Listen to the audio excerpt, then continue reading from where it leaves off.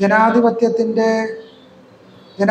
ചിന്തയുടെ വക്താവും പ്രവക്താവും ജീവിതം കൊണ്ട് അത് സാധ്യമാക്കിയ മഹാത്മാവുമാണ് ഡോക്ടർ ബി ആർ അംബേദ്കർ. ഈ സനാതന ധർമ്മം എന്ന് പറയുന്ന ആശയത്തിൻ്റെ വേര് കിടക്കുന്നത് നമ്മുടെ സന്ധ്യനാമ ജപങ്ങളിലാണ് എന്നുള്ളതാണ് ഏറ്റവും പ്രധാനപ്പെട്ട കാര്യം. ഇന്ന് നമ്മുടെ ഗ്രാമാന്തരങ്ങളിൽ എല്ലാവരും സന്ധ്യനാമം ചൊല്ലാറുണ്ട്. 7 മണിക്ക് നിലവിളക്ക് സീരിയൽ ആരംഭിക്കുമെങ്കിലും അതിനു മുമ്പായി സന്ധ്യനാമം ചൊല്ലുന്ന ഭവനങ്ങൾ ഇന്നും കേരളത്തിലുണ്ട്. രാമ പാഹിമാം, സണ്ണി സാർ സൂചിപ്പിച്ചു, രാമ പാഹിമാം മുകുന്ദ രാമ പാഹിമാം, രാമപാദം ചേരണേ മുകുന്ദ രാമ പാഹിമാം. പക്ഷെ അതിലെ പ്രധാനപ്പെട്ടൊരു വരി, ഭംഗിയോട് ഭൂമി തന്നെ ബ്രാഹ്മണർക്കു നൽകുവാൻ ഭാർഗവനായി വന്നുദിച്ച രാമ പാഹിമാം. ഭംഗിയോട് ഭൂമി തന്നെ ബ്രാഹ്മണർക്കു നൽകുവാൻ ഭാർഗവനായി വന്നുദിച്ച രാമ പാഹിമാം. ഭൂമി മുഴുവൻ ബ്രാഹ്മണർക്ക് കൊടുക്കുവാനായി പരശുരാമനായി വന്നവതരിച്ച രാമൻ എന്നെ രക്ഷിക്കണം. എന്തൊരു വൈരുദ്ധ്യമാണെന്ന് നോക്കൂ. ഭൂമി മുഴുവൻ ബ്രാഹ്മണർക്ക് കൊടുക്കുവാനായി പരശുരാമനായി വരുന്ന രാമൻ നിങ്ങളെ എങ്ങനെ രക്ഷിക്കാനാണ്? ആ രാമന് നിങ്ങളെ എങ്ങനെ രക്ഷിക്കാൻ സാധിക്കും? അദ്ദേഹം ബ്രാഹ്മണരുടെ രക്ഷകനാണ്, സനാതന ധർമ്മത്തിൻ്റെ രക്ഷകനാണ് എന്നുള്ളതാണ് ഏറ്റവും പ്രധാനപ്പെട്ട കാര്യം. ഈ രാമപാരമ്പര്യത്തിൻ്റെ തുടർച്ച എന്ന വണ്ണം കഴിഞ്ഞ ദിവസം നമ്മൾ കണ്ടത് രാഹുൽ ഗാന്ധിയെ രാവണനായി ചിത്രീകരിച്ചു. എന്താണ് അതിൻ്റെ കുഴപ്പം? നമുക്ക് പ്രത്യേകിച്ച് കുഴപ്പമൊന്നും പെട്ടെന്ന് തോന്നുന്നില്ല, പക്ഷേ അതിൽ ചില പ്രശ്നങ്ങൾ അന്തർലീനമായിരിക്കുന്നുണ്ട്. എക്കാലവും രാവണനും രാക്ഷസന്മാരും ഒരു സമുദായത്തെ, ഒരു സമൂഹത്തെ പൈശാചികവൽക്കരിക്കാൻ വേണ്ടി ഉപയോഗിച്ച ബിംബങ്ങളായിരുന്നു. ഇന്ത്യയിൽ മധ്യകാലത്ത് രചിക്കപ്പെട്ട ജയാനകൻ എന്ന് പറയുന്ന മഹാകവിയുടെ പൃഥ്വിരാജ വിജയം, ഗംഗാദേവിയുടെ മധുര വിജയം തുടങ്ങിയ കാവ്യങ്ങളിൽ മുസ്ലിം രാജാക്കന്മാരെ രാവണനായും മുസ്ലിങ്ങളെ രാക്ഷസന്മാരുമായിട്ടാണ് ഈ സംസ്കൃത കാവ്യങ്ങളിൽ ചിത്രീകരിച്ചിട്ടുള്ളത്.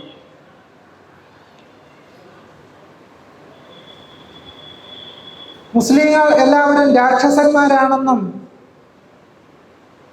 അവർ ലോകത്തിന് പാപകാരികളാണെന്നും ഈ സംസ്കൃത സാഹിത്യ കൃതികൾ പറയുന്നു.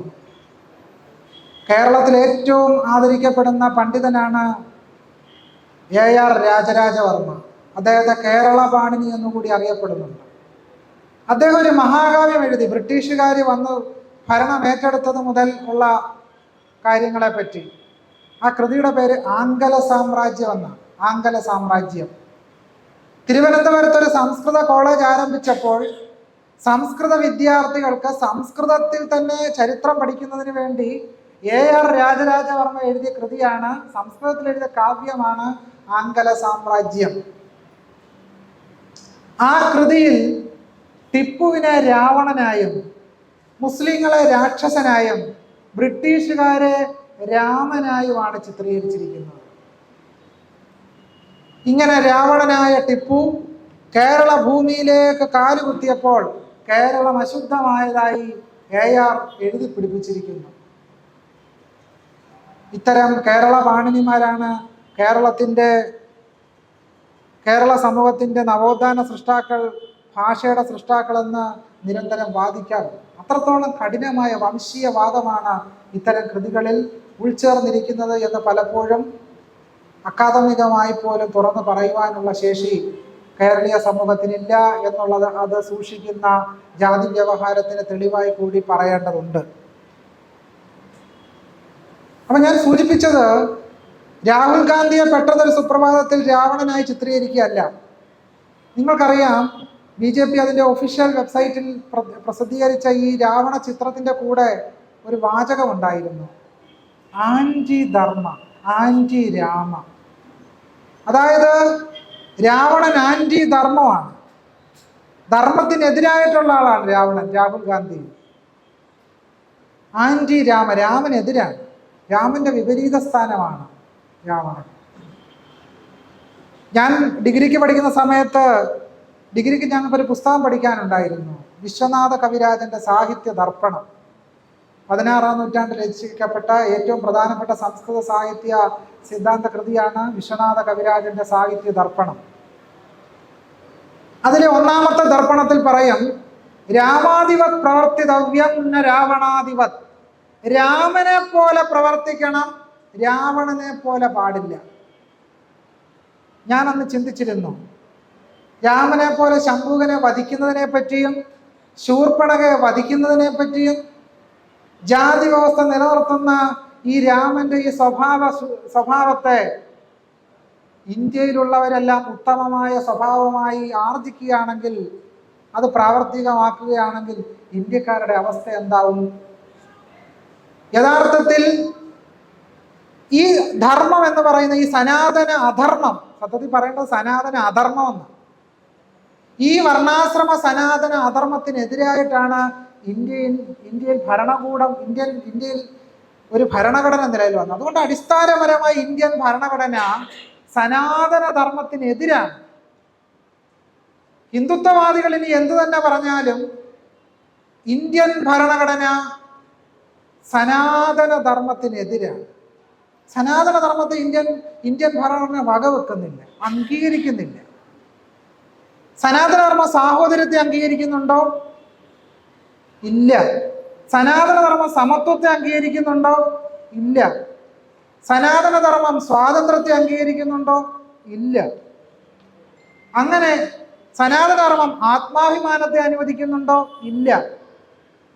അങ്ങനെ അടിസ്ഥാനപരമായി പൗരന്റെ സ്വാതന്ത്ര്യം, സമത്വം, സാഹോദര്യം മുതലായ പ്രധാനപ്പെട്ട ഭരണഘടനയുടെ അടിസ്ഥാന മൂല്യങ്ങളെ തന്നെ അംഗീകരിക്കാത്ത ഏറ്റവും നികൃഷ്ടമായി കാണുന്ന വ്യവസ്ഥയുടെ പേരാണ് സനാതന ധർമ്മം. ഞാൻ ആദ്യം സൂചിപ്പിച്ചതുപോലെ നമ്മുടെ സന്ധ്യനാമ ജപങ്ങളിലൂടെ, നമ്മുടെ ഓരോരുത്തരുടെയും വിശ്വാസങ്ങളിലൂടെയാണ് സനാതന ധർമ്മം ഒരു കേടും കൂടാതെ ഇപ്പോഴും നിലനിൽക്കുന്നത്.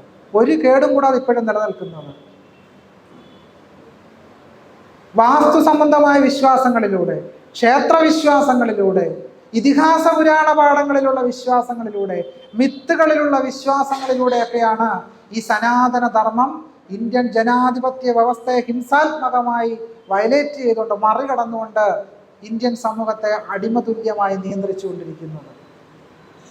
വാസ്തു എന്താണ് പറയുന്നത്?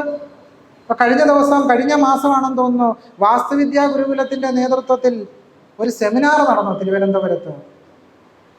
ആ സെമിനാറിൽ വാസ്തു സംബന്ധിയായി പഠിച്ച അക്കാദമിഷ്യന്മാരെക്കാൾ ഉപരിയായി ആ വിഷയമായിട്ട് എന്തെങ്കിലും ബന്ധമുണ്ടോ എന്ന് അറിഞ്ഞുകൂടാത്ത ഒരു രാജകുലസ്ത്രീയെ ക്ഷണിച്ചു കൊണ്ടുവന്നു. അവർ പറഞ്ഞത് കേരളത്തിലെ നിയമസഭ വാസ്തു അനുസരിച്ചല്ല നിർമ്മിച്ചതുകൊണ്ട്, അതുകൊണ്ടാണ് എന്നും അവിടെ വഴക്കെന്നാണ്. വാസ്തു അനുസരിച്ച് നിർമ്മിക്കപ്പെടാത്തത് കൊണ്ടാണ് ഈ കേരളത്തിലെ നിയമസഭയിൽ എന്നും വഴക്ക്. കാരണം അവർ മനസ്സിലാക്കിയിരിക്കുന്നത് എതിരഭിപ്രായങ്ങൾ ഉണ്ടാകുന്നതെല്ലാം തന്നെ വഴക്കും വയ്യാവേലിയും വക്കാണവുമായിട്ടാണ് അവർ നോക്കിക്കാണുന്നത്. സനാതന ധർമ്മത്തിന്റെ മൂല്യാവസ്ഥ അനുസരിച്ച് നിങ്ങൾക്ക് എതിരഭിപ്രായം പറയാൻ യാതൊരു സ്വാതന്ത്ര്യമില്ല. ഓശാനിച്ച് നിൽക്കണം, ഒരക്ഷരം മിണ്ടാൻ പാടില്ല, യാതൊന്നും ഉരിയാടാൻ പാടില്ല, ഒരു ചായ മേടിച്ചു കുടിക്കാൻ ഒരു കടയിൽ കയറി ചെല്ലാൻ പാടില്ല. 20-ാം നൂറ്റാണ്ടിലെ കേരളം എന്ന് പറയുന്ന ഗ്രന്ഥത്തിൽ പി ഭാസ്കരൻ പറയുന്നൊരു കാര്യമുണ്ട്. ഒരു ഗ്ലാസ് ചായ ചോദിക്കാൻ വേണ്ടി ഒരു ഈഴവൻ ചായക്കടയിൽ കയറി ചെന്നു. അദ്ദേഹത്തിൻ്റെ മുഖം ചൂടുവെള്ളം കൊണ്ട് അലങ്കൃതമായി. ചൂടുവെള്ളമാണ് ശിക്ഷയായി ലഭിച്ചത്. നെന്മാറയിൽ പ്രബുദ്ധരായ ഒരു ഈഴവൻ പായസം വാങ്ങിക്കാൻ കാത്തു നിന്നു ക്ഷേത്രത്തിന്റെ നടയിൽ. ബ്രാഹ്മണർ അദ്ദേഹത്തെ കൂട്ടം ചേർന്ന് മർദ്ദിക്കുകയാണ് ഉണ്ടായത്. പൊതുവെ പറയുന്നത് ബ്രാഹ്മണരെല്ലാം പരമവിശുദ്ധരും പരമസാത്വികരും പച്ചടി പോലെ കിച്ചടി പോലെ പരിശുദ്ധമായ മനസ്സും ഉള്ളവരാണെന്ന്. പക്ഷേ നമ്മൾ ശ്രദ്ധിക്കേണ്ട ഒരു കാര്യം, ഇന്ത്യൻ സമൂഹത്തോട് ഏറ്റവും ഹിംസാത്മകമായ ക്രൂരമായ അനീതി പ്രവർത്തിച്ച ഒരു സമുദായത്തിന്റെ പേര് കൂടിയാണ് ഈ ബ്രാഹ്മണ മേധാവിത്വ വർഗം എന്ന് പറയുന്നത്.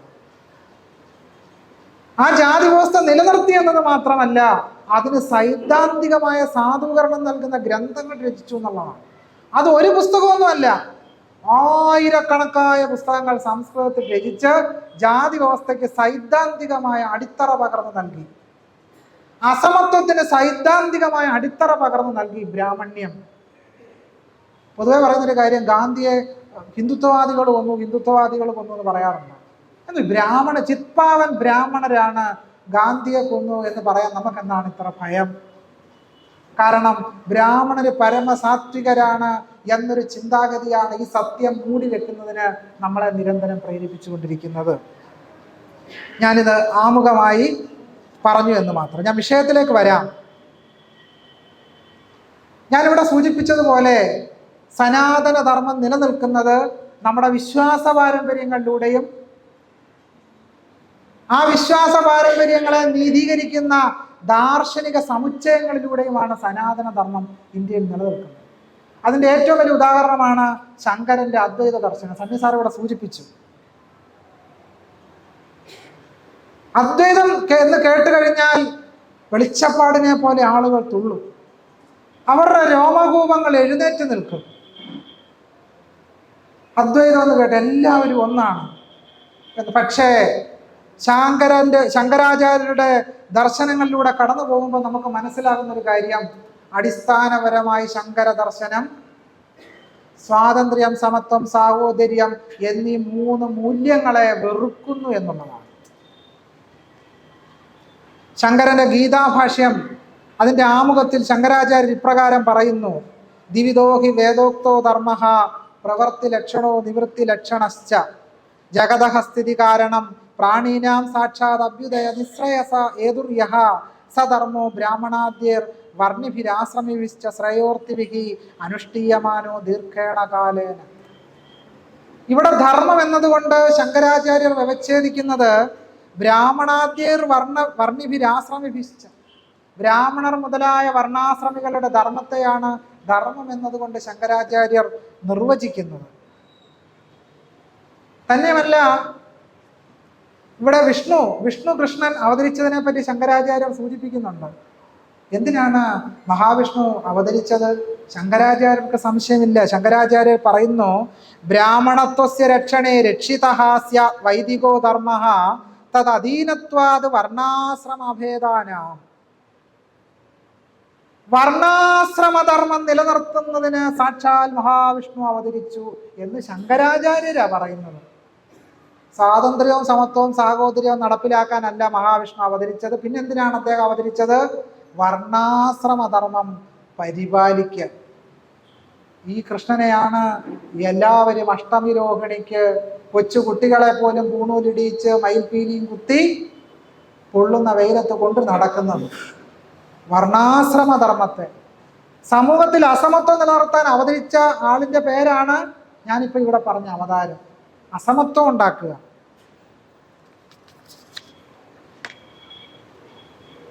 നിങ്ങളെല്ലാവർക്കും അറിയാവുന്ന ഒരു കാര്യമുണ്ട്, ചാതുർവർണ്ണ്യം മയാ സൃഷ്ടം ഗുണകർമ്മ വിഭാഗശ തസ്യ കർത്താരമഭിമാം വിദ്യ കർത്താരമവ്യയം. ഗീതയിലെ ഈ ഭാഗം വ്യാഖ്യാനിച്ചുകൊണ്ട് ശങ്കരാചാര്യർ പറയുന്നത്,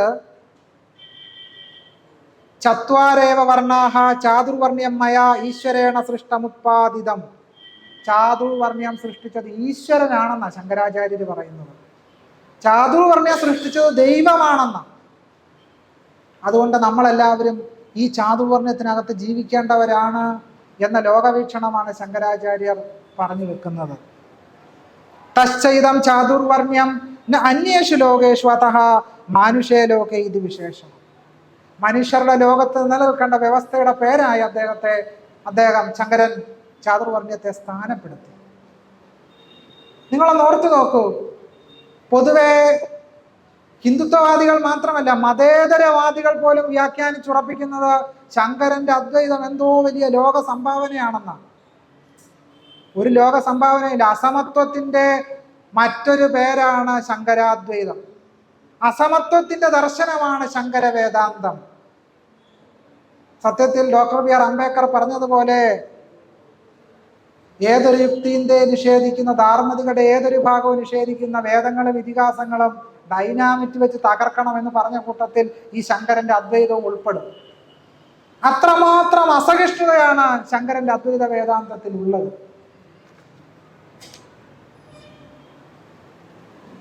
അത്രമാത്രം സ്വാതന്ത്ര്യഹീനതയാണ് ശങ്കരാചാര്യരുടെ അദ്വൈത വേദാന്തത്തിലുള്ളത്. ദേവതകളെ പോലും ദൈവസങ്കല്പങ്ങളെ പോലും തരംതിരിച്ചാണ് ശങ്കരൻ കാണുന്നത്. ഗീത 17:4 യജന്തേ സാത്വികാദേവാൻ യക്ഷരക്ഷാംസി രാജസാഹ പ്രേതാൻ ഭൂതഗണാംശ്ചാന്യേ യജന്തേ താമസാ ജനാഹ എന്ന ഗീതാഭാഗം വ്യാഖ്യാനിച്ചുകൊണ്ട് ശങ്കരൻ പറയുന്നത്, പ്രേതാൻ ഭൂതഗണാംശ്ച സപ്തമാതൃകാദീംശ്ചാന്യേ യജന്തേ താമസാ ജനാഹ. സപ്തമാതൃക്കളെയും ഭൂതങ്ങളെയും പ്രേതങ്ങളെയും ഒക്കെ ആരാധിക്കുന്നവർ താമസ ജനങ്ങളാണെന്നാണ് പറയുന്നത്. ഹീനന്മാരായ ആളുകളാണെന്ന് ശങ്കരൻ വ്യക്തമാക്കുന്നു. വിദ്യ നേടുന്നതിന് പോലും മനുഷ്യരെ അനുവദിക്കാത്ത വ്യവസ്ഥയുടെ പേരാണ് ബ്രാഹ്മണ്യം എന്നുള്ളത്. ഇപ്പോൾ പറഞ്ഞുകൊണ്ടിരിക്കുന്നത് ഇന്ത്യ ജനാധിപത്യത്തിന്റെ മാതാവാണ് എന്നൊക്കെയുള്ള സൂക്തിമുക്തികൾ നമ്മൾ നിരന്തരം കേട്ടുകൊണ്ടിരിക്കുന്നുണ്ട്.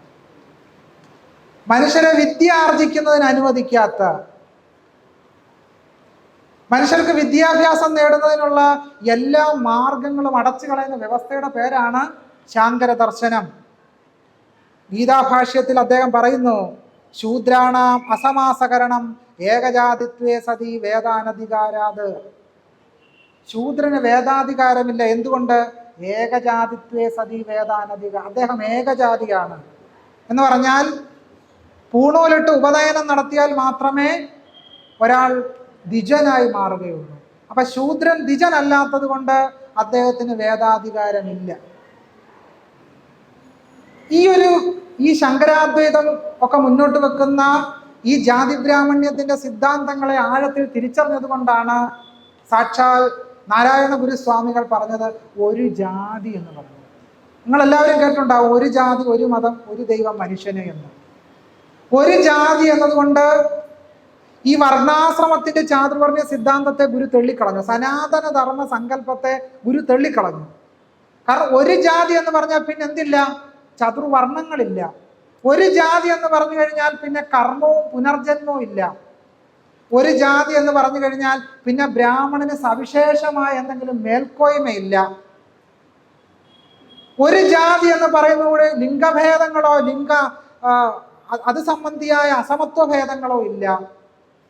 അങ്ങനെ ഗുരു ഒരു ജാതി എന്ന് പറഞ്ഞതോടുകൂടി ചാതുർവർണ്ണയവും അത് സംബന്ധമായ അസമത്വ സിദ്ധാന്തങ്ങളെ മുഴുവൻ ഗുരു നിരസിക്കുകയാണ് ചെയ്തത്. അടിസ്ഥാനപരമായി ഈ സനാതന വർണ്ണാശ്രമ ധർമ്മത്തെയാണ് ഗുരു ഒറ്റ വാക്കുകൊണ്ട് സമ്പൂർണമായി ചവിട്ടി പുറത്താക്കിയത്.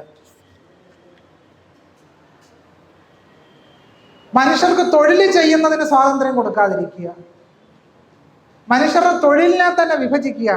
കേവലമായ തൊഴിൽ വിഭജനം മാത്രമല്ല, തൊഴിൽ ചെയ്യുന്നവരെ, ആ സമുദായത്തെ, വ്യക്തികളെ പ്രത്യേകമായി തട്ടുതട്ടായി തരംതിരിക്കുക.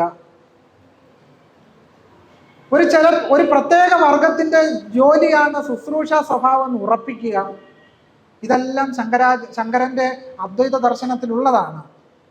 പരിചര്യാത്മകം ശുശ്രൂഷ സ്വഭാവം കർമ്മ ശൂദ്രസ്യാപി സ്വഭാവജ. ശൂദ്രന്റെ ജോലി എന്ന് പറയുന്നത് എക്കാലവും ബ്രാഹ്മണന് ശുശ്രൂഷ ചെയ്യുക എന്നുള്ളതാണ്. സത്യത്തിൽ ഇപ്പോഴും കേരള ശൂദ്രർ അത് കൃത്യമായി ചെയ്യുന്നുണ്ട്. കേരളത്തിലെ ശൂദ്രർ ശങ്കരൻ പറഞ്ഞ ഈ ബ്രാഹ്മണ ശുശ്രൂഷ ഇപ്പോഴും അണുവിടാതെ ചെയ്തുകൊണ്ടിരിക്കുന്നുണ്ട്. അതുകൊണ്ടാണ് മിത്തുവിവാദം ഉണ്ടായപ്പോഴും ശബരിമല വിവാദം ഉണ്ടായപ്പോഴും എല്ലാം ഈ ശൂദ്ര സംഘം ബ്രാഹ്മണ്യ സംരക്ഷണത്തിനായി രംഗത്ത് വന്നത് എന്നുള്ള കാര്യം കൂടി നമ്മൾ ഓർക്കണം. ഇന്ത്യൻ ഭരണഘടന എല്ലാവരെയും തുല്യരായി അംഗീകരിക്കുമ്പോൾ, എല്ലാവരെയും തുല്യ ശരീരങ്ങളായി കാണുമ്പോൾ, ശാങ്കര ദർശനം മനുഷ്യ ശരീരങ്ങളെ പാപയോനികളായി തരംതിരിക്കും. മാം ഹി പാർത്ഥ വ്യപാസൃത്യ എന്ന് തുടങ്ങുന്ന ഗീത 9:32 ഭാഷ്യത്തിൽ ശങ്കരാചാര്യർ പറയുന്നത്, സ്ത്രീയഃ വൈശ്യാഃ തഥാ ശൂദ്രാഃ ദേവി യാന്തി ഗച്ഛന്തി പരാം പ്രകൃഷ്ടാം ഗതി. ഇവർ പാപജന്മാക്കളാണ്, പാപയോനികളാണ്. സ്ത്രീകളും വൈശ്യരും ശൂദ്രരുമെല്ലാം തന്നെ പാപയോനികളാണ് എന്ന് ശങ്കരൻ പറയുന്നു. നിങ്ങളൊന്ന് ആലോചിച്ച് നോക്കൂ. ഇങ്ങനെ മനുഷ്യർ പാപയോനികളാണെന്ന് പറയുന്ന ഒരു പുസ്തകത്തെയാണ് ഇത്രയും കാലം വലിയ അദ്വൈത ഭാഷ്യമായിട്ട് നമ്മൾ കൊണ്ടാടിക്കൊണ്ടിരിക്കുന്നത്.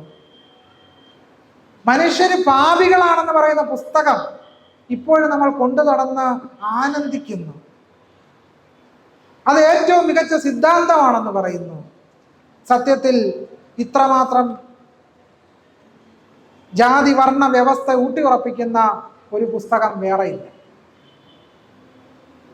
ഇതിഹാസങ്ങളും പുരാണങ്ങളും അദ്വൈത വേദാന്തവും വേദങ്ങളും ഉപനിഷത്തുക്കളും ഒക്കെ തന്നെ നമ്മളിവിടെ പറഞ്ഞ ഈ സനാതന വർണ്ണാശ്രമ ധർമ്മ വ്യവസ്ഥയെ ഉറപ്പിക്കുന്നവയാണ്. നമുക്കറിയാവുന്ന ഒരു പുസ്തകത്തിന്റെ പേരുണ്ട്, തത്വമസി. സുകുമാർ അഴീക്കോട് എഴുതിയ പുസ്തകമാണ് തത്വമസി. ആ പുസ്തകം വലിയ മതേതര ഗ്രന്ഥമായി വ്യാഖ്യാനിക്കപ്പെട്ടു. സുകുമാർ അഴീക്കോടിന്റെ തത്വമസി ഒരുപാട് അവാർഡൊക്കെ കിട്ടിയ പുസ്തകമാണ്. സത്യത്തിൽ സുകുമാർ അഴീക്കോട് അതിലൂടെ ചെയ്യാൻ ശ്രമിച്ചത് മനുസ്മൃതിയിലും യാജ്ഞവൽക്യ സ്മൃതിയിലും ഒക്കെ കുഴപ്പമുണ്ടായിരിക്കാം, പക്ഷേ ഉപനിഷത്തുക്കൾ അങ്ങനെ വളരെ നല്ല പുസ്തകമാണ് ഉപനിഷത്തുക്കൾ എന്നാ പറയുന്നത്. പക്ഷേ തത്വമസി എന്ന് പറയുന്ന മൂലവാക്യം അടങ്ങിയിരിക്കുന്ന ചാന്തോക്യോപനിഷത്തിൽ തന്നെയാണ് ചണ്ടാളന്മാരെ യാഗശാലയിൽ പ്രവേശിപ്പിക്കരുതെന്ന് പറയുന്നത്. ചണ്ടാളന്മാരെ യാഗശാലയിൽ പ്രവേശിപ്പിക്കരുത് എന്ന് പറയുന്ന പുസ്തകത്തിന്റെ പേര് ചാന്തോക്യോപനിഷത്ത് എന്നാണ്.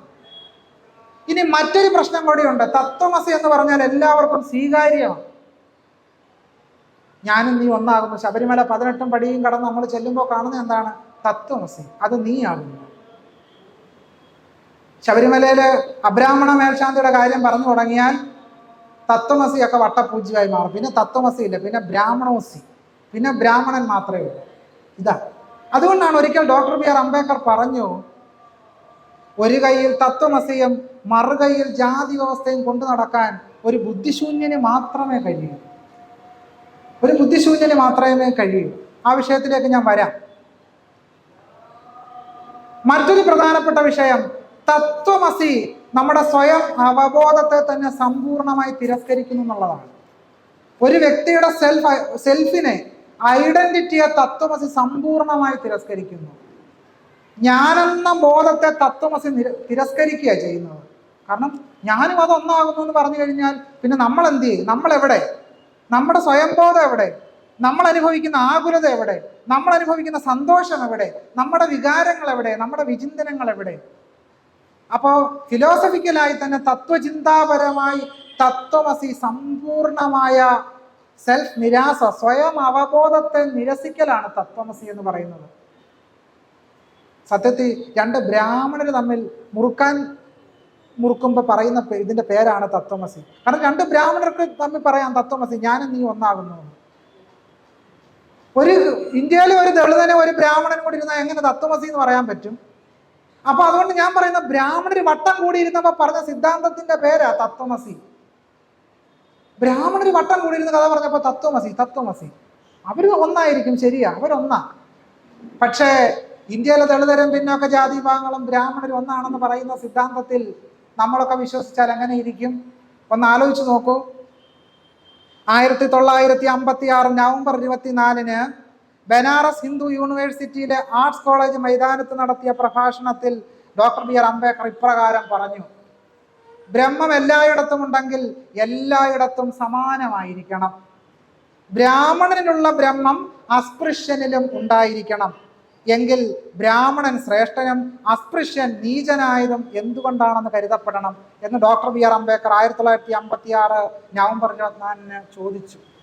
നിങ്ങൾ പറയുന്നു എല്ലാം ബ്രഹ്മമാണ്, അസ്പൃശ്യനിലും ബ്രഹ്മമുണ്ട്, ദളിതനിലും ബ്രഹ്മമുണ്ട്, ബ്രാഹ്മണനിലും ബ്രഹ്മമുണ്ട്. അപ്പൊ അംബേദ്കർ ചോദിക്കുന്ന സുപ്രസക്തമായ ചോദ്യം, എങ്കിൽ എങ്ങനെ ഒരു ബ്രാഹ്മണൻ ശ്രേഷ്ഠനായി മാറുകയും ഒരു അസ്പൃശ്യൻ നീചനായി മാറിത്തീർന്നു എന്തുകൊണ്ടാണ് എന്ന് ഡോക്ടർ ബി ആർ അംബേദ്കർ ചോദിച്ചു. ഇതുവരെ ആരും അതിനുത്തരം നൽകിയിട്ടില്ല. ഉത്തരമില്ല എന്നുള്ളതാണ് യാഥാർത്ഥ്യം. അതുകൊണ്ട് ബ്രഹ്മസിദ്ധാന്തം മുതലായവ തികച്ചും കപടമായ ബ്രാഹ്മണ സിദ്ധാന്തങ്ങളാണ്. അത് ചരിത്രത്തിൽ പ്രവർത്തിച്ചിട്ടേ ഇല്ല. അത് ചരിത്രത്തിൽ എക്കാലവും ഹീനമായ ഹിംസാത്മക വ്യവസ്ഥയെ പരിപോഷിപ്പിക്കുക മാത്രമേ ചെയ്തിട്ടുള്ളൂ. ഇനി ബ്രാഹ്മണ്യത്തിന്റെ മറ്റൊരു സിദ്ധാന്തമുണ്ട്, ബ്രഹ്മസത്യം ജഗൽ മിഥ്യ. നിങ്ങൾ എല്ലാവരും കേട്ടിട്ടുണ്ടാവും. ബ്രഹ്മസത്യം, ജഗൽ മിഥ്യ. ബ്രഹ്മം മാത്രമാണ് സത്യം, ജഗത്ത് മിഥ്യയാണ്. സണ്ണി സാറ് നമ്മളെ സൂചിപ്പിച്ചു, ബ്രഹ്മസത്യം ജഗത് മിഥ്യ എന്ന് പറഞ്ഞാൽ പിന്നെ കാര്യങ്ങളെല്ലാം എളുപ്പമാണ്. ഇന്ത്യയിലെ ദളിതരും പിന്നോക്ക ജാതി വിഭാഗങ്ങളും എല്ലാം ദുരിതം അനുഭവിക്കുന്നത് അവരുടെ മുജ്ജന്മ പാപങ്ങൾ നിമിത്തമാണെന്ന് കരുതി കണ്ണടച്ച് ധ്യാനിച്ചിരിക്കുക. ഞാൻ കുറെ കാലത്തിന് മുമ്പ്, വിദ്യാഭ്യാസ കാലത്തിനോട് മുമ്പ്, ദേവസ്വത്തിൻ്റെ ഒരു ക്ഷേത്രത്തിൽ സേവനമനുഷ്ഠിക്കാൻ ഇടയായി. അന്ന് ക്ഷേത്രത്തിൽ ദർശനം നടത്താൻ വന്ന ഒരു വയോവൃദ്ധൻ എന്നോട് പറഞ്ഞു, താങ്കൾ എന്തിനാണ് ഈ ദരിദ്രരെയൊക്കെ ഇങ്ങനെ സഹായിക്കുന്നത്? താങ്കളുടെ ശമ്പളമൊക്കെ താങ്കൾക്ക് വീട്ടിൽ കൊണ്ടുപോയി കൊടുത്തുകൂടെ? എന്തിനാണ് ഇവരെയൊക്കെ, ഈ ദരിദ്രരും അയിത്തജാതിക്കാരുമായ മനുഷ്യരെ താങ്കൾ എന്തിനെ സഹായിക്കണം? ഇവർ ദരിദ്രരായിട്ടിരിക്കാനും അസ്പൃശ്യത അനുഭവിക്കാനും വിധിക്കപ്പെട്ടിരിക്കുന്നു. ആ വിധിയെ നിങ്ങൾ എന്തിനാണ് തടസ്സപ്പെടുത്തുന്നത്? സതതി എനിക്കപ്പോൾ ഓർമ്മ വന്ന ഗാന്ധിയായ ഇണ്ടംതുരുത്തി മന നമ്പ്യാതിരിയായി ഓർമ്മ. കാരണം ഇവർ രണ്ടുപേരുമാണ് ഈ സിദ്ധാന്തത്തിന്റെ വക്താക്കൾ. ഇണ്ടംതുരുത്തി മനയിലെ നമ്പ്യാതിരിയും ഗാന്ധിയുമാണ് ഈ കർമ്മ പുനർജന്മ സിദ്ധാന്തത്തിന്റെ വക്താക്കൾ. അപ്പോൾ ഈ കർമ്മ പുനർജന്മ സങ്കല്പങ്ങളും ഈ ജഗത്ത് മിഥ്യയാണ് എന്നും പറയുന്നു കഴിയുന്നതോടുകൂടി ലോകത്ത് ജനങ്ങൾ അനുഭവിക്കുന്ന എല്ലാ ദുരിതങ്ങളുടെ നേർക്ക് നിങ്ങൾക്ക് വളരെ ഈസിയായി കണ്ണടയ്ക്കാൻ പറ്റും. അദ്വൈത ദർശനം സത്യത്തിൽ ചെയ്തുകൊണ്ടിരുന്നത് ഇതാണ്. ലോകത്ത് മനുഷ്യർ അനുഭവിക്കുന്ന ദുരിതങ്ങളുടെ നേർക്ക് കണ്ണടയ്ക്കുക. രണ്ടാമത്തെ പ്രശ്നം, ഈ അസമത്വത്തിനെതിരായിട്ട് അസ്പൃശ്യ ജനവിഭാഗങ്ങളിൽ നിന്ന് ഒരു കലാപം ഉടലെടുക്കുവാൻ അനുവദിക്കാതിരിക്കുക. അങ്ങനെ സുദീർഘകാലത്ത് ഈ അസ്പൃശ്യതയ്ക്കെതിരായ ഒരു കലാപം ഉണ്ടാകാൻ അനുവദിക്കാതിരുന്നത് ഇങ്ങനെയാണ്. കാരണം അസ്പൃശ്യത നിങ്ങളുടെ വിധിയാണ്, അസ്പൃശ്യത നിങ്ങൾ അനുഭവിക്കേണ്ടതാണ്. ശബരിമലയിൽ ഒരു ബ്രാഹ്മണൻ മാത്രമേ പൂജിക്കാൻ പാടുള്ളൂ. ഗുരുവായൂരിലെ മേൽശാന്തി ഒരു ബ്രാഹ്മണനായിരിക്കണം. നിങ്ങൾ ശ്രദ്ധിച്ചിട്ടുണ്ടാകും, ഗുരുവായൂർ ക്ഷേത്രത്തിൽ പോയിട്ടുള്ളവരാണെങ്കിൽ അറിയാം, ഇപ്പോഴും അദ്ദേഹം നമ്മളിടുന്ന പോലെ നല്ല ചെരുപ്പല്ല ഇടുന്നത്, തടിയുടെ ചെരുപ്പ് ഇട്ടുകൊണ്ടാണ് ഇപ്പോഴും നടക്കുന്നത്. ഗുരുവായൂർ ക്ഷേത്രത്തിന് നാലമ്പലത്തിനകത്ത് പോയാൽ നോക്കിയാൽ അറിയാം, പ്രാകൃതമായ വേഷവും ധരിച്ച് തടിയുടെ ചെരുപ്പ് ഇട്ടുകൊണ്ട് നടക്കുന്ന ഒരു മനുഷ്യനെ നിങ്ങൾക്ക് കാണാൻ പറ്റും. അപ്പോൾ ആധുനിക ലോകത്താണെങ്കിലും 16-ാം നൂറ്റാണ്ടിൽ ജീവിക്കുന്ന മനുഷ്യരെ സൃഷ്ടിച്ചുകൊണ്ടാണ് ഈ ക്ഷേത്ര സങ്കല്പങ്ങളൊക്കെ നിലനിൽക്കുന്നത്. അതാണ് സനാതന ധർമ്മം. ഈ ജഗന്മിഥ്യാവാദത്തെ സംബന്ധിച്ച് അംബേദ്കർ പറഞ്ഞു, ജഗന്മിഥ്യ എന്നാൽ ലോകമൊരു ദൃഷ്ടിഭ്രമമാണ്. ഈ സിദ്ധാന്തം പ്രായോഗിക ദൃഷ്ടിയിൽ എത്രമാത്രം അടിസ്ഥാനമുള്ളതാണ്. നമ്മുടെ ജ്ഞാനസാധനങ്ങൾ അഥവാ ജ്ഞാനേന്ദ്രിയങ്ങൾ ലോകത്തിൻ്റെ വാസ്തവികതയെക്കുറിച്ച് നമുക്ക് അറിവ് തരുന്നു. അങ്ങനെയാണെങ്കിൽ ലോകത്തിൻ്റെ അസ്തിത്വം നമുക്ക് എങ്ങനെ നിഷേധിക്കാൻ കഴിയും? ലോകത്തിന് അസ്തിത്വമില്ലെങ്കിൽ പിന്നെ എനിക്ക് നിങ്ങൾക്ക് എവിടെയാണ് അസ്തിത്വം? പിന്നെ എൻ്റെ ബോധത്തിന് എന്തർത്ഥമാണുള്ളത് എന്ന് ഈ ജഗന്മിഥ്യാവാദത്തിനെതിരായി ഡോക്ടർ ബി.ആർ. അംബേദ്കർ അതിശക്തമായ ചോദ്യം ഉന്നയിച്ചു. അദ്ദേഹം ഒന്നുകൂടി കൂട്ടിച്ചേർത്തു അതേ പ്രഭാഷണത്തിൽ, 56-ലെ പ്രഭാഷണത്തിൽ, അസമത്വത്തിനും ഉച്ചനീചത്വത്തിനും മതപരമായ അടിസ്ഥാനം കൽപ്പിക്കുന്ന ഹിന്ദു സാമൂഹിക രചനയുടെ ആദ്യ സിദ്ധാന്തമായ പുരുഷ സൂക്തം ഏറ്റവും അധികം നിഷേധാർഹമാണ്. എനിക്ക് പ്രിയമുള്ളവരെ, കേരളത്തിലെ എല്ലാ ക്ഷേത്രങ്ങളിലും ഇപ്പോഴും പുരുഷ സൂക്ത പുഷ്പാഞ്ജലി ഉണ്ട് എന്നുള്ള കാര്യം നിങ്ങൾക്ക് അറിവുണ്ടെന്നാണ് എനിക്ക് തോന്നുന്നത്. കേരളത്തിലെ എല്ലാ ക്ഷേത്രങ്ങളിലും ഇപ്പോഴും പുരുഷ സൂക്ത പുഷ്പാഞ്ജലി ഉണ്ട്. പുരുഷ സൂക്ത പുഷ്പാഞ്ജലി മനസമാധാനത്തിന് ചെയ്യുന്നതാണെന്നാണ് പറയുന്നത്. പുരുഷ സൂക്ത പുഷ്പാഞ്ജലി ബ്രാഹ്മണൻ ശ്രേഷ്ഠനും ശൂദ്രൻ അധമനുമാണെന്ന് പറഞ്ഞുകൊണ്ടാണ് ഈ പുഷ്പാഞ്ജലി അർപ്പിക്കുന്നത്. ഒന്ന് ആലോചിച്ച് നോക്കി, ഹീനതയെ ദൈവായത്തമായും ദിവ്യമായും കാണുക. ഞാനീ പറയുന്ന വ്യാജമാണെന്നൊന്നും കരുതണ്ട. നിങ്ങൾ അടുത്തുള്ള കോഴിക്കോടുള്ള ഏത് ക്ഷേത്രത്തിൽ വേണമെങ്കിലും പോയി ഇന്നിപ്പോൾ വൈകിട്ട് ദീപാരാധനയ്ക്ക് ശേഷം പോയ ഒരു പുരുഷ സൂക്ത പുഷ്പാഞ്ജലി കഴിപ്പിക്കാൻ വേണമെങ്കിൽ. അത്ര ഹീനമായ വ്യവസ്ഥ. അസമത്വത്തെ ദാർശനികമായും അനുഷ്ഠാനപരമായും ആചാരപരമായി ഉറപ്പിച്ചിരിക്കുന്നു.